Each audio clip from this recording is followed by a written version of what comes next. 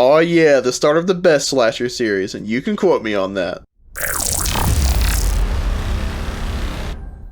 Hello everyone, today we're going to be looking at the first entry in the Friday the 13th series, Friday the 13th. This is going to be part of my 13 for the 13th, which is going to be one review each day leading up to Friday the 13th. But, you might ask, there's only 12 movies in this series. Well, on the 13th itself, it's going to be a ranking of all of the Friday the 13th movies to help make up for that, because thanks lawsuit. But now, getting to the original movie, this came out in 1980. Of course, this movie was famously kind of ripping off Halloween from 1978. That movie was very popular, made a lot of money, so a lot of people wanted to capitalize on that success. And Friday the 13th here was definitely one of the most successful of the bunch. I'm not sure if it's the most successful, I don't want to just say that outright, even though I kind of think it was, but it is certainly one of the most successful. Getting into the story, in 1958, some camp counselors are killed, and then in 1979, 21 years later, the camp is reopened. This is Camp Crystal Lake in New Jersey, and it is sometimes referred to as Camp Blood, just because of the camp's troubled past, including a young boy drowning in Crystal Lake in 1957, which was 1 year before those first murders. But the camp counselors are trying to get everything set up and going, and one by one night, they are all murdered except for a lone survivor, Alice. And it turns out that the killer is Mrs. Voorhees, and she is the mother of the young boy, Jason, that drowned back in 1957.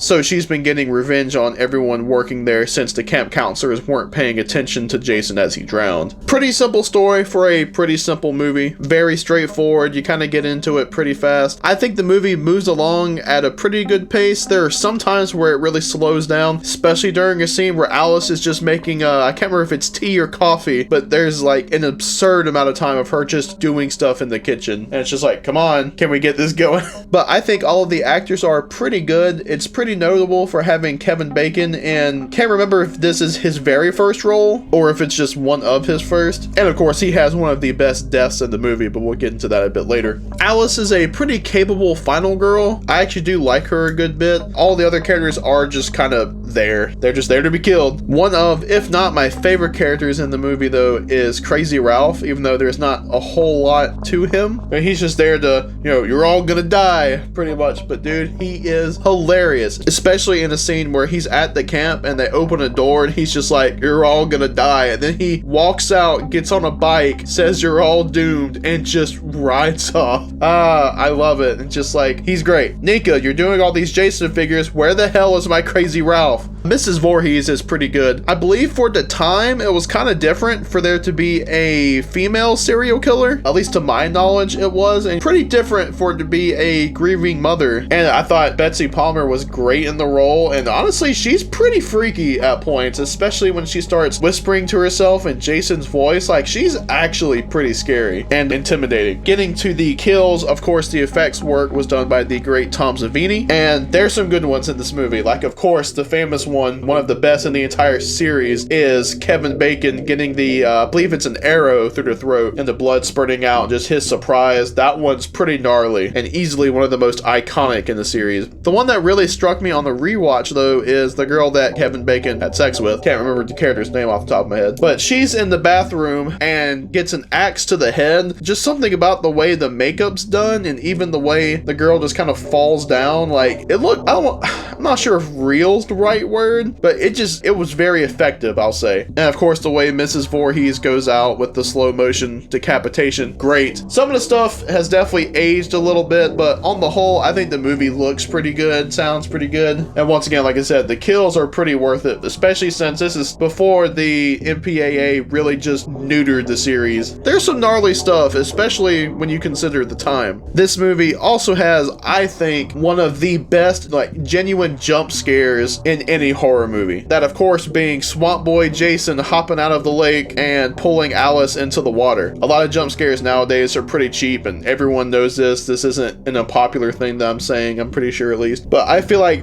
this one really works, and just the sight of it and like the sound that Jason's making, it's scary. And it really works as just the big final scare of the movie. I've read and even been told that from people that saw it at the time, like, that was definitely the big big thing that they left remembering was that scary kid coming out of the water. And little did we know how influential that little swamp boy would be as the series went on. Which leads me to The Legacy, because of course this spawned a big horror franchise. Currently 12 entries, a bunch of fan films, a video game, books, comic books, all that good stuff. And a pretty loyal fan base, which I'm very proud to be a part of. While not the best, here's my Jason costume from a few years ago.